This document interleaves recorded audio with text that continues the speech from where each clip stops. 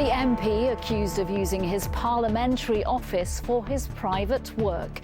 Sir Geoffrey Cox says he doesn't believe he's broken any rules, but Labour and a government minister say MPs shouldn't do their second jobs in the Commons. I'm not talking about any individual. This is just a general thing. No one should be repeatedly using their office space or anything funded by the taxpayer for anything other than what is public service.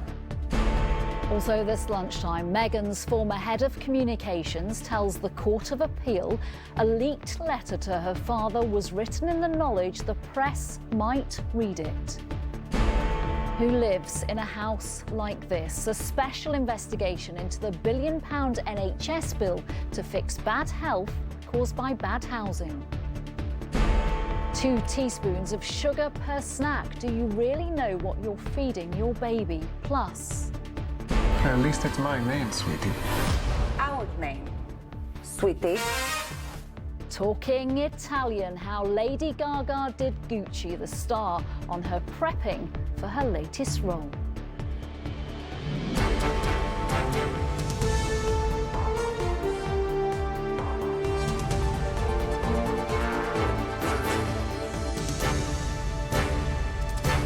This is the ITV Lunchtime News with Nina Hossain. Good afternoon. After days of silence, Sir Geoffrey Cox has defended himself over criticism about where he worked and who he was working for on top of being an MP. The former Attorney General said in a statement on his website he doesn't believe he has breached parliamentary rules after a video emerged appearing to show him doing work for the British Virgin Islands government from his Westminster office. The Health Secretary said today MPs shouldn't use their offices for personal gain in any way. Labour has referred Sir Geoffrey Cox to the Commons Standards Commissioner over the allegation. Our political reporter Shihab Khan has the latest. The Prime Minister on his way out of London this morning, heading to Glasgow for the COP26 summit. If he was hoping the stories about the money some of his MPs are making on top of their work in Parliament would go away, he was wrong. The former Attorney General and current Conservative MP Geoffrey Cox has earned around £1 million this year, and footage has now emerged that appears to show him using his MP's office for that private work, which is against the rules. In this clip, it seems he apologises for stepping away after a parliamentary bell which signals a vote is rung. Well, forgive my absence during some of the morning, I'm afraid. That's now been referred to the Parliamentary Commissioner, and Sir Geoffrey has released a statement saying he does not believe any rules were broken, but will cooperate with any investigation. In terms of his work outside of Parliament, he also said it is up to the electors of Torridge and West Devon whether or not they vote for someone who is a senior and distinguished professional in his field and who still practices that profession. That has so far been the consistent view of the voters of Torridge and West Devon, and Sir Geoffrey is very content to abide by their decision. Sir Geoffrey has also come under criticism for participating in parliamentary votes from the Caribbean while undertaking work there. Labour say that's unacceptable. He should be voting in Parliament, not in the Caribbean, and I think is against what we would consider to be our custom and practice in Parliament. Yes, MPs get off the whip for important constituency issues or private matters to do with them, but not to go to the Caribbean to represent tax havens. The government hasn't been drawn on any of the specific allegations, but ministers accept private work shouldn't take place in MPs' offices. Your phone rings and you happen to be in your office, that's one thing, but repeatedly using your office space, if that's what someone has done, and again, I'm not talking about any individual, this is just a general thing, no one should be repeatedly using their office space or anything funded by the taxpayer for anything other than what is public service. The latest allegations come after the Conservative MP Owen Paterson was found to have broken lobbying rules and for using his Commons office for business meetings. The MP in charge of the Committee of Parliamentary Standards today said he was disappointed with how the government had handled this. The last 3 weeks has been both shocking and despicable. The Prime Minister is always running away. He should have been in the House of Commons to apologise for the stitch-up that they organised last week, which was a complete and utter fiasco and brought the whole of Parliament into disrepute. Discussions about the money some MPs make outside of Parliament aren't going away, and when the Commons returns from recess, it will inevitably be on the agenda. Shihab Khan, ITV News, Westminster. Let's join our political editor, Robert Peston, who's in Glasgow, where the Prime Minister has just arrived. Robert, let's start with the trouble the Prime Minister has left behind at Westminster. No sense today the pressure on the government is easing. No, absolutely right. I mean, what's really striking is that yesterday the Prime Minister's spokesman said that Boris Johnson's view is that MPs should primarily focus on looking after their constituents and their parliamentary work and should not have their time divided between outside work and their work as an MP. And it looked to all of us as if he was saying to Geoffrey Cox, choose, make a fortune as a barrister or be an MP, but don't do both. Today, Geoffrey Cox has put out a statement saying, you know, more or less hop off. He says that his local party and his constituents know very well that he does both, and unless and until they get fed up with him, he's going nowhere. Now, you may have noticed at the weekend, Sir John Major accused the Johnson government of a sort of touch of we are the masters now, not listening to voters. And I think some might feel Geoffrey Cox was doing a bit of that this morning. Robert, what more can you tell us about what Boris Johnson is doing today now he's arrived at the climate summit?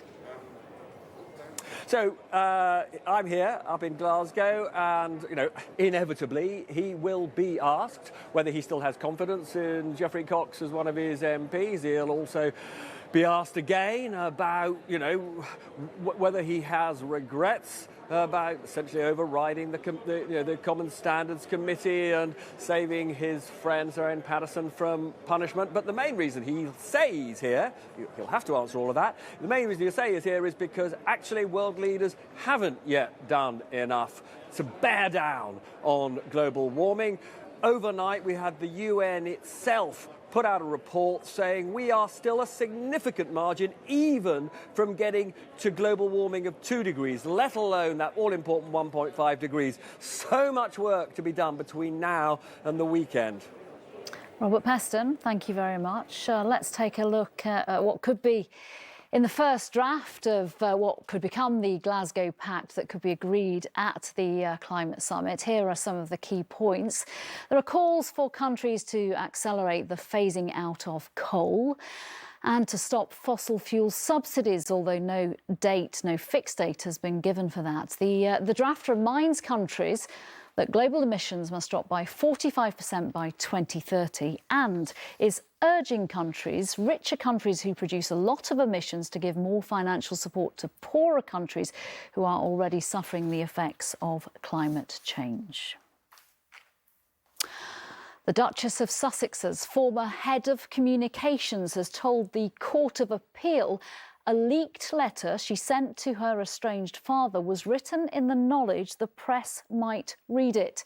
The publisher, Associated Newspapers, is challenging a court ruling that said it broke the law by printing part of Meghan's letter in the Mail on Sunday. I'm joined by our royal editor, Chris Shipp. Take us through what was heard in court this morning, then. OK, well, viewers might know that Meghan sued the Mail on Sunday for publishing this letter she wrote to her father. She claimed it was private, and she successfully sued them. The Mail on Sunday, or its publishers, are now appealing that decision. And there was a very interesting contribution this morning from a chap called Jason Knauf. He worked at Kensington Palace when Harry and Meghan were there. You can just see him here in the picture meeting William and Kate there wearing the tuxedo.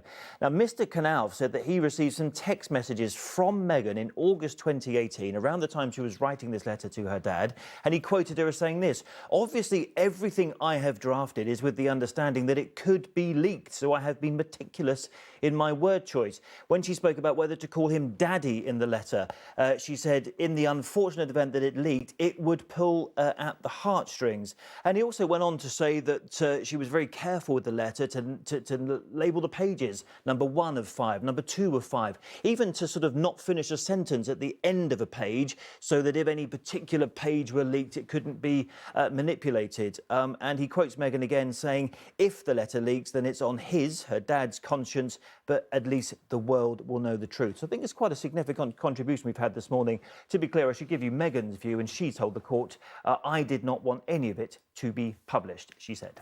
Chris Shipp, thank you very much. Thank you. From next week, people in Wales will have to show a COVID pass to enter cinemas, theatres and concert halls. You will need to be fully vaccinated or show a negative lateral flow test. Since October the 11th, it's been needed to enter nightclubs, but from Monday, its use will be expanded. Thousands of migrants have gathered at the border in Belarus in an attempt to cross into Poland. The EU has accused Belarus of trying to create instability by encouraging mass migration as a response to increased sanctions. And here, a former colleague of Yvonne Fletcher hopes a High Court civil action will bring her the justice she deserves. PC Fletcher was shot while policing a protest outside the Libyan embassy in London in 1984. No charges were ever brought. Next, the staggering cost of bad housing to the NHS in England. Poor living conditions can impact a person's health. Today, ITV News can exclusively reveal new analysis which has found treating those patients on the NHS in England amounts to £1.4 billion a year. Our political correspondent Daniel Hewitt has been investigating the issue of poor housing for months and joins me now. As you can see, what more can you tell us about this analysis? Well, we've been reporting, haven't we, Nina, on our programmes, the devastating personal cost of people living in poor housing. Now we've got a rough idea of how much it's costing the NHS in England, £1.4 billion every single year. The Building Research Establishment who've come up with this figure, they looked at the number of poor houses in Britain, in England, around 2.6 million, the cost to repair them, the cost of individual treatments, and they've come up with this staggering figure. To give you some examples, £837 million is spent treating people who live in excessively cold homes, 38 million because of the impact of living in damp homes, 374 million because people trip due to unsafe conditions. This is money, frankly, that should not be being spent if people's homes were simply safe to live in. And the Building Research Establishment who came up with this figure say if we don't deal with this now, it will only get worse. This is absolutely a problem that's not going away. We have old housing stock in this country as a product of our history, and that needs intervention now in order to make it fit for the future and to prevent the kind of hazards that we're talking about in this report. I mean, to give you an example of this, take a look at Takesha's home. She lives in a council home in London. Appalling conditions, damp, mould, leaking. In the last 6 months, she's developed asthma. She never had it before. Her disabled daughter is coughing all of the time. And this is the personal cost behind that £1.4 billion figure. This is what she had to say to us. It is constant mopping because it's very slippery. Obviously, we can both fall. It's very dangerous. I'm really, really anxious about the impact on both of our healths. It's given me asthma. It's only going to be a matter of time that it will get to her, and you know that's not fair because we're living in our house, that we're developing health problems, health conditions. We've approached the Department for Health for a comment on this, but Sajid Javid, who we showed these figures to today, said he was aware of the housing challenge when it comes to the cost of health. Daniel Hewitt, thank you. Still to come this lunchtime, royal recognition for the Rocket Man.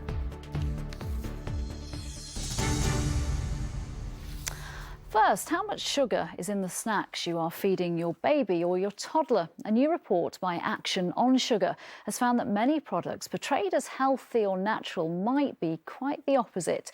So how bad is it? Well, analysing 73 baby snacks, the research found that while all had healthy-sounding claims on the packaging, 37% could receive a red label, meaning high sugar content. Just 8% would have a green label, meaning low sugar. The worst scoring snack is Farley's Mini Rusks Original from Heinz. Each serving contains the equivalent of 2 teaspoons of sugar. The company responded today saying sugar reduction is a key focus for Heinz for Baby, and we are looking into ways to improve the products we make. Well, let's get reaction from Action for Sugar's campaign lead, Dr. Korva Hashem, and by Hannah Dilley, who started a healthy food business for toddlers when she struggled to find options for her own children. Welcome both. Dr. Hashem, what action do you want to try to fix this? 2 teaspoons of sugar in one serving in some snacks. The main thing is we would like the government to introduce mandatory guidelines to the sector so they can abide by minimum standards when it comes to these types of products. At the moment, astonishingly, we don't have that. And there has been a consultation, it just hasn't been released for it to become official, and for any new products not coming on the market that basically are even more inappropriate for babies and toddlers. And do we have the so-called traffic light warnings, labels on children's food in the same way that we do other foods? No, we don't, because it's inappropriate to have that. That we would need stricter guidelines for the criteria of what amber, red and green would be. Sorry, why is it inappropriate?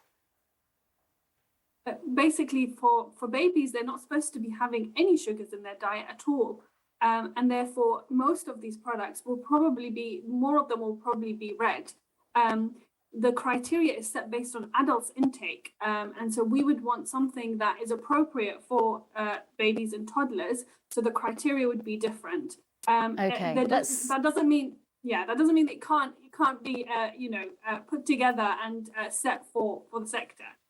Okay, let's bring Hannah in. Hannah, you took your own action, but can you see how parents might think they are doing the right thing if they're buying products on the shelves that look like they might be healthy or natural? Oh, absolutely. It's really hard. Excuse me. As a busy parent, we're becoming increasingly time poor. So we look for convenience, and we put our trust in brands and the government to make it easy for us. But some of the labelling on the products can be misleading. So if it says it's made with real fruit, it could actually have fruit concentrate or juice in there, which is actually a free sugar. So, the labelling, the lack of the traffic light system, and then all the kind of hidden sugars as well on the ingredients. So, it does take time to kind of look through the products. Dr. Hossain, can babies get a sugar addiction if they are given too much at an early age, especially if they're getting these so-called hidden sugars that we think might be good for us but actually aren't? I wouldn't say that anyone gets addicted to sugar. I think we get habituated, and it does happen from an early age. So definitely we would want children to avoid having any sugary products. So therefore, because their habits are set so earlier on, we want those habits to be on a healthier side, and so therefore we'll have less sugar earlier on, means that they get habituated to having less sugary products. They would prefer fruit as opposed to a chocolate bar or sweets. OK, Dr. Hossain and Hannah Dilley, thank you very much both for joining us. Thank you. 23 years after he was knighted, Sir Elton John has a new honour to his name. The star has been made a member of the Order of the Companions of Honour by Prince Charles. It recognises not only his glittering music career, which saw him at the top of the charts again last month after 16 years, but it also looks at his decades of campaigning work on AIDS. Dan Rivers is at Windsor Castle, where that ceremony took place. Well, this is a very prestigious award that Elton John has received. The Order of the Companions of Honour is only held by 65 people at any one time. He was given the award today by the Prince of Wales. This is what he had to say afterwards. I was quite taken aback when I got the letter to say that I'd received it, because I know it's very few people get it. I felt very proud to be British. I felt very blessed and very lucky. My peers who got this, I look at the list of people who have it and I think, wow, I come from Pinner, I was very humble background. And it's all down to music, really. Music's been the saviour of my life, it's been the centre of my life, and it's given me the most incredible life. So I'm very grateful to be able to do something artistic and still love what I do. In a career that has seen him sell 300 million records, and this year having a #1 hit with Dua Lipa, this looks like the icing on the cake for Sir Elton. He indicated that his touring life would be coming to an end in 2023, but he stressed the charity work will continue. Dan Rivers there, a man who sparked a 3-day rescue operation after falling and injuring himself in a cave in South Wales, has today been named. George Lennon is currently being treated in hospital for his injuries. His mother has thanked the hundreds of volunteers who helped to save his life. And the Nobel laureate Malala Yousafzai has announced she's got married. The activist said on social media that she has wed her partner, Asa Malik, in a small ceremony in Birmingham. World leaders and politicians are among those who've been sending the couple their best wishes. And finally, why Lady Gaga's been talking Italian for 9.5 months.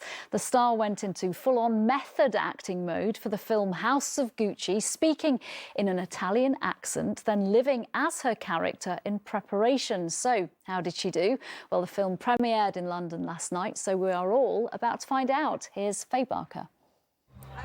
The biggest stars are back. Last night, a suitably flamboyant Lady Gaga was the focus of the UK premiere of her latest movie. The House of Gucci is based on true events. Gaga plays Patrizia Reggiani, the woman convicted of ordering the murder of her ex-husband Maurizio Gucci. At least it's my name, sweetie. Our name, sweetie. Much has been made of her preparations for the role, spending months immersing herself in the part. I was actually in the character for 6 to 9, so 6 in the accent and 3.5 in the accent and character. So it wasn't 18 months. If it was, it means that I'm still in her, which is maybe not untrue, sweetie. But you know, I don't know that she'll ever leave me. Patrizia Reggiani spent 18 years in prison for her part in her ex-husband's murder, his death and then the trial in the 90s making headlines worldwide.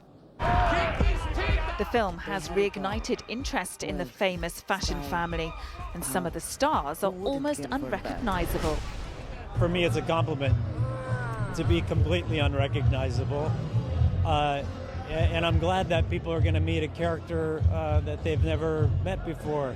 I think there's still a great enjoyment of being in a big cinema, surrounded by people and seeing a story together. It's time to take out the trash. The first reviews of the film are full of praise for the all-star cast, as this story of love, power and murder causes a stir once again. Faye Barker, ITV News. That's all we've got time for so far today. Join Mary for the latest on the evening news at 6:30 from me and the rest of the Lunchtime team. Bye-bye.